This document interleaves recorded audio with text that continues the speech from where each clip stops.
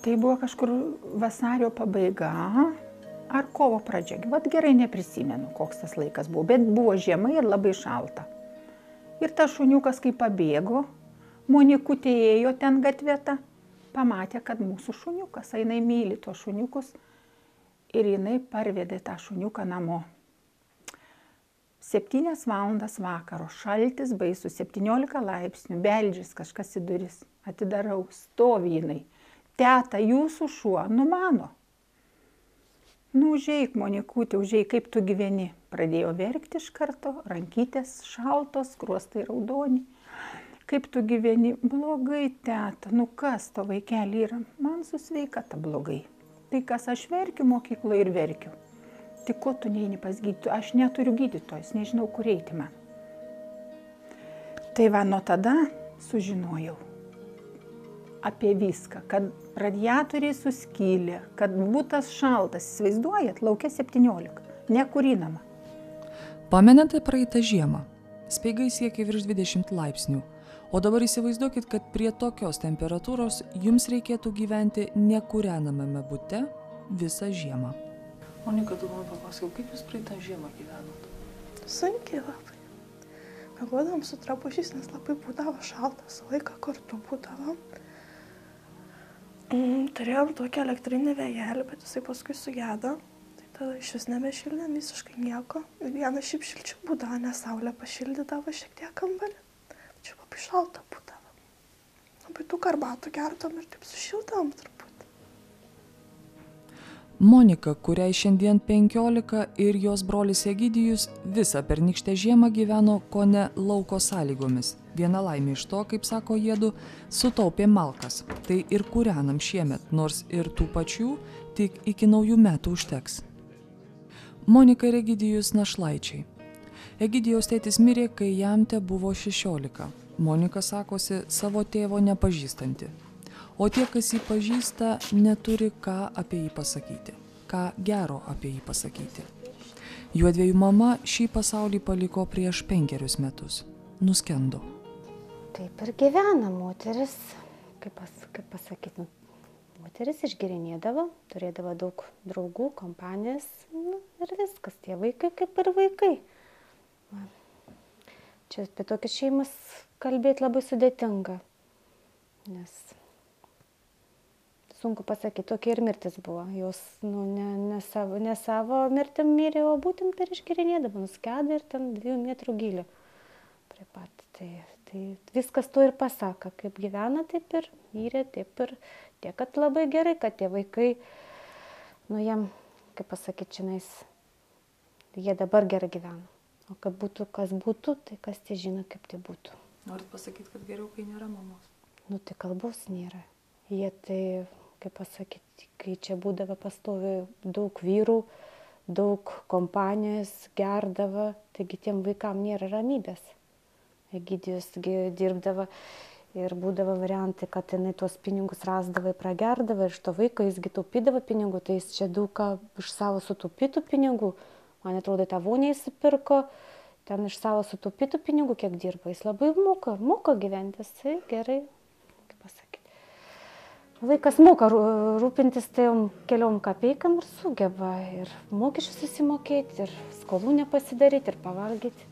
Vienintelis dalykas, ko jiedu nemoka, tai eiti, skųstis ir prašyti.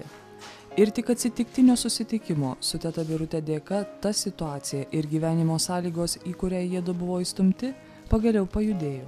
Kokius jūs pamatėte šitos namus? Tai reikia pamatyti. Aš gyvenime buvau nemačius tokių dalykų. Nors aš daug ko mačiau, bet šitokių namų aš tai tikrai nemačiau. Tai buvo, nežinau, nenoriu to žodžių sakyti, prilyginti, ką aš mačiau. Tai buvo mano, aš ėjau namo ir aš nejaučiau, kaip aš parėjau namo iš tų namų. Tai buvo baisu čia. Tai va ir sužinojau, ir atėjom, apžiūrėjau, vandens nėra. Vanduo laša į tos plastikinius tokius bambalius, atsuktas iki galo ir tas vandenėlis laša. Po lašiuką ten, jis dieną naktį lašau. Tie vamzdžiai užkalkyja, tenai, per tiek metų jie nekeisti, užkalkyje, visai nelašo tas vanduo. Tualetas ten nupilamas su podeliu. Nu, va toks vaizdas, baisus vaizdas. Pinigėlių gauna 5,20, už monikutę jis globą turi brolis. Tai visas jų gyvenimas. Viskas perkama. Nei daržovės, nei, nieko. Va taip jie gyveno baisiai. Pagalvokit, kada šalčiai, kaip įsiprausti. Tai monikutė pas mane įsiprausdavo atėjusi, kada jau atbėgdavo. Bet irgi gal vaikui nepatogu kiekvieną kartą bėgioti. Ir alkana, kiek to alkio jinai Koks tas valgymas čia, Dieve mano. Vasarą tai va pas mus pavalgydavo tankiai ir tų daržovių, ir tų braškių. Pas mane aš pati auginu viską, tai vaikas ten, kai įlenda į tas braškės ir sako, teta, tai čia pasaka. Tų uogų privalgo, jau nebetelpa. Tai va gaila vaikučio, vis tiek kažkur mano dukra labai jau, kaip krikšto mama jau būsima, tai irgi labai užjaučia ir supranta. Kad ir sako kartais, mama, tu sakai, kad ten nesusitvarkėt. Žinau, kai jinai vaikas, jinai nemačius nieko. Ką jinai gero matė, kaip jinai augo, tai baisu irgi. Tai šitokia šeima. Štai jinai nenori nieko nei prisiminti, jinai dabar čia kaip sutvarkė, jinai sako, teta Birutė, čia pasaka mano kambarį dabar. Tu atsimeni gyvenimą su mama? Nelabai kas gero buvo.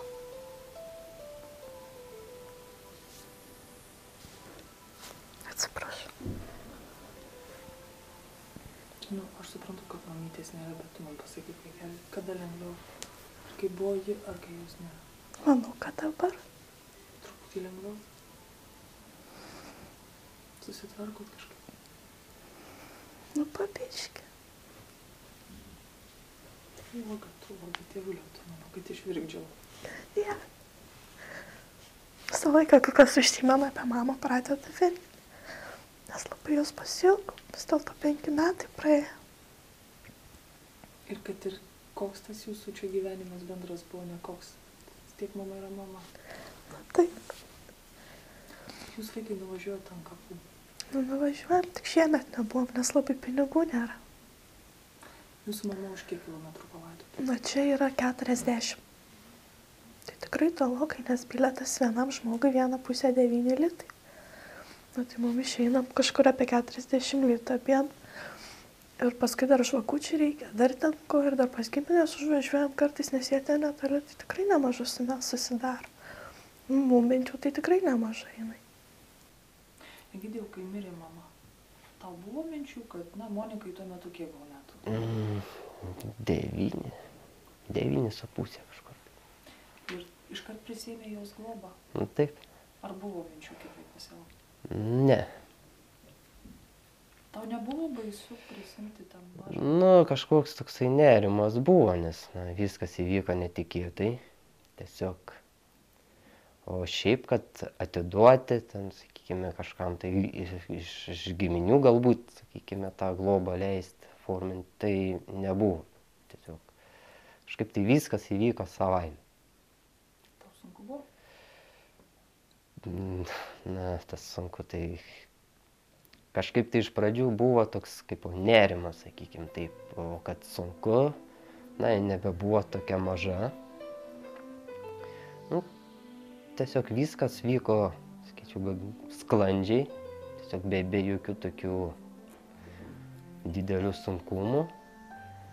Na, nebuvo sunku. Tuo metu, kai mirė jų mama, Egidijus dar turėjo darbą ir uždirbdavo išties nemažai. Tačiau jau bemaž 3 metai po įmonės bankroto jis bedarbis. Tiesa, bendruomenės pirmininko išrūpinimo dėka šiemet Egidijus turėjo darbo 3 mėnesiams. Jis įgijęs gaterininko profesiją, šaltkalvio kvalifikaciją ir dar ruošiasi išmokti staliaus amato. Taigi, jei jums reikėtų tokio specialisto, Egidijus mielai imtųsi darbo, kad nors kiek papildyti namų biudžetą. Na, o mūsų užduotis labai aiški – surasti gerų žmonių, kurių dėka dar bent per porą žingsnių priartėti prie tos siekiamybės, kurią mes paprastai suprantame kaip savaime aiškius dalykus. Tai jaukūs ir šilti namai.